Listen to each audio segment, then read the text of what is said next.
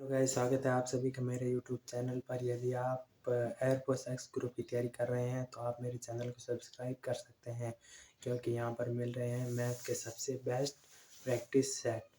यदि आप मैथ के प्रैक्टिस सेट लगाना चाहते हैं तो आप मेरे चैनल को सब्सक्राइब ज़रूर कीजिए। चलिए आप चलते हैं प्रैक्टिस सेट की ओर। इस प्रैक्टिस सेट का पहला क्वेश्चन है, यदि 4 अवयव दिए गए हैं किसी समुच्चय में तो हमें संभव उप समुच्चय की संख्या बतानी है। यहाँ पर उप समुच्चय के लिए कॉन्सेप्ट होता है 2 की पावर n, यहाँ जो कि n है, यहाँ पर अवयव जो कि हमें दिए गए हैं 4। तो यहाँ पर हम n की जगह पर 4 रख देंगे और इसको सॉल्व करेंगे तो हमारे पास आंसर आएगा 16। यानी कि 4 अवयव वाले समुच्चय में उप समुच्चयों की संख्या जो कि होती है 16। ऑप्शन नंबर सी राइट होगा। क्वेश्चन नंबर 2 दिया गया है, ए यूनियन बी बराबर 5 है, तो इसकी कंडीशन बतानी है। इसकी ए की कंडीशन होती है दोनों समुच्चयों में कोई भी अवयव नहीं हो, यानी कि पहला तो नहीं हो सकता, दूसरा भी नहीं हो सकता, तीसरा भी नहीं हो सकता, चौथा में ए भी 5 है और बी भी 5 है, तो इसका मतलब ऑप्शन नंबर डी हमारा राइट होगा। अब हमें क्वेश्चन दिया गया है लॉग ए बी गुणा लॉग बी सी गुणा लॉग सी ए, सॉरी यहाँ पर डी नहीं, यहाँ पर ए है, तो इसका हमें मान निकालना है। इसको हम पहले सही रूप में लिख देंगे, तो लॉग ए बटा लॉग बी, यहाँ पर आगे गुणा में है लॉग बी बटा लॉग सी और गुणा लॉग सी बटा लॉग ए, यहाँ पर लॉग ए है। अब जो टर्म जिस टर्म से कट जाती है उसे हम काट देंगे। लॉग बी से कट गया, लॉग ए से कट गया, लॉग सी से कट गया, तो हमारे पास आंसर 1 बचेगा, यानी कि ऑप्शन नंबर बी। अगला क्वेश्चन दिया गया है, हमें एक वर्त की इक्वेशन दी गई है, तो हमें वर्त की रेडियस ज्ञात करनी है। इक्वेशन है हमारे पास X square plus Y square minus 4x minus 8y minus 45 बराबर 0, तो इसकी हमें रेडियस ज्ञात करनी है। तो रेडियस ज्ञात करने के लिए सबसे पहले फॉर्मूला होता है r बराबर अंडर रूट ऑफ जी का स्क्वायर प्लस एफ का स्क्वायर माइनस सी। यहाँ पर हम इस इक्वेशन से वर्त के इक्वेशन को कंपेयर करके हम जी और एफ की वैल्यू निकालेंगे। यहाँ से हमें जी की वैल्यू मिल जाएगी -2 और एफ की वैल्यू मिल जाएगी हमें -4 और सी तो हमें दिया गया है ही -45 सी।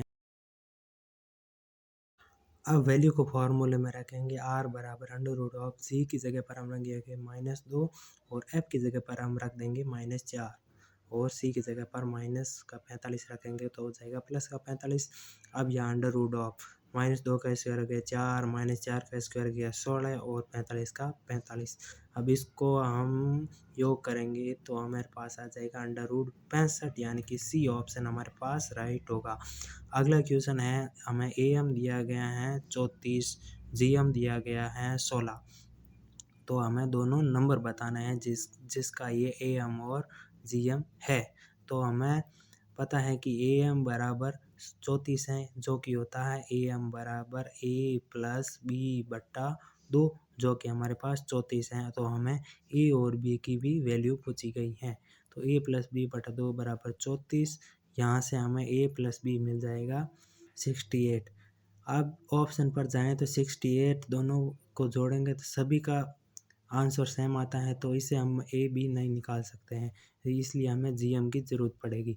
जी एम बराबर होता है under root of A B बराबर 16, तो हमारे पास आ जाएगा ए बी बराबर 256, ए बी हमारे पास आ जाएगा 256। अब वापस एक बार ऑप्शन पर चलते हैं, यहाँ पर जिस ऑप्शन का मल्टीपल 256 होगा, यानी कि ए गुणा बी 256 दिया गया है, तो इसका मतलब है कि जिस ऑप्शन में दोनों संख्या का मल्टीपल 256 होगा वही ऑप्शन हमारे लिए राइट है, जो कि है ए, यानी कि ए बी है 4 और 64। अगला है क्वेश्चन हमारे पास 1x और -7 है, जो कि एपी में दिए गए हैं, तो हमें x का मान निकालना है। यदि 3 कोई संख्या एपी में है ए बी सी, तो हमारे पास एक कॉन्सेप्ट होता है बी बराबर ए प्लस सी बटा 2, तो APC का मान रखने पर हमें x की वैल्यू प्राप्त हो जाएगी। b की जगह पर है x और a की जगह पर है 1 और c की जगह पर है -7/2। अब इसको हम सॉल्व करेंगे तो हमारे पास आंसर आ जाएगा, ये हो गया -6/2 यानी कि -3। ऑप्शन नंबर सी राइट होगा। अगला क्वेश्चन है, हमारे पास दो वेक्टर दिए गए हैं जो कि हैं एक दूसरे से पैरेलल यानी कि समानांतर हैं।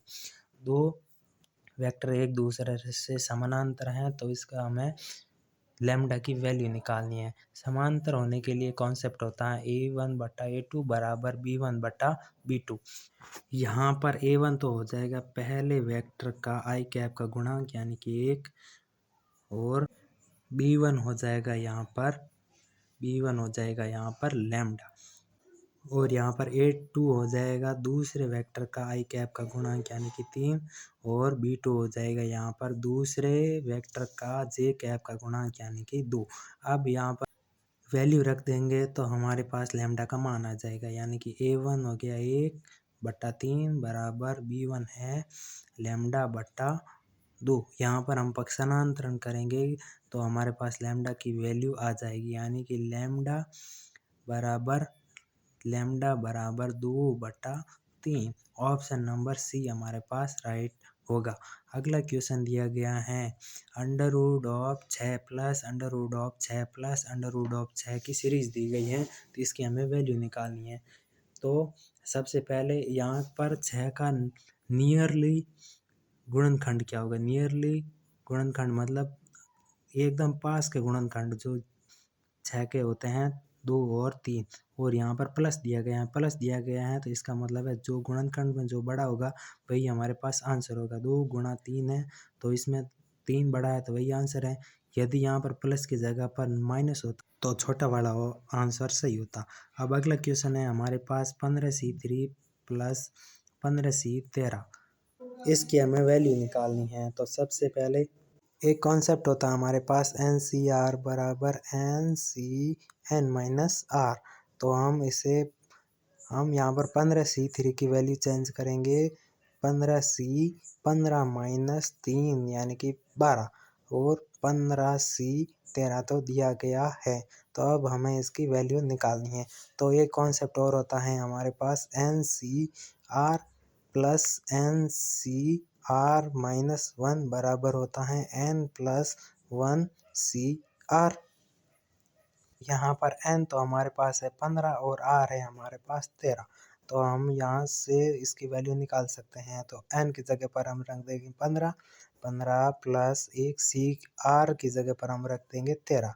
तो 15 प्लस 1 CR हो गया हमारे पास 16C13। अब 16C13 को हम लिख सकते हैं 16C3 according to first concept 16C3। अब यहाँ पर ऑप्शन में दोनों दिए गए हैं तो इसका मतलब दोनों ऑप्शन राइट है तो यानी कि सी ऑप्शन हमारे पास राइट होगा। अगला क्वेश्चन है 11 भुजा वाले बहुभुज के विकर्णों की संख्या बतानी है हमें। हमारे पास भुजा कितनी है 11 है तो हमें इसके विकर्ण ज्ञात करने हैं। तो इसके लिए एक फॉर्मूला होता है n गुणा n प्लस 3/2 सॉरी n गुणा n माइनस 3/2। यहाँ पर n की जगह पर हो जाएगी भुजा यानी कि 11 तो हम n की जगह पर रख देंगे 11। तो 11 गुणा 11 माइनस 3/2 यहाँ पर हो जाएगा 11 गुणा यहाँ पर 8/2 ऊपर तो हो जाएगा 88/2 यानी कि 44। ऑप्शन नंबर ए हमारे पास राइट हो जाएगा। अगला क्वेश्चन दिया गया है उस सरल रेखा का समीकरण ज्ञात करना है जिसका पॉइंट दिया गया है 4 और 3 और ढाल दी गई है हमें 2। रेखा का समीकरण हमारे पास होता है y बराबर mx प्लस सी या mx प्लस सी।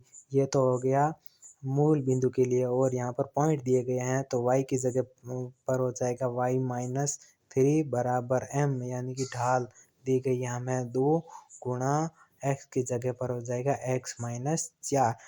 यहाँ पर और सी हो जाएगा हमारे पास 0। तो y माइनस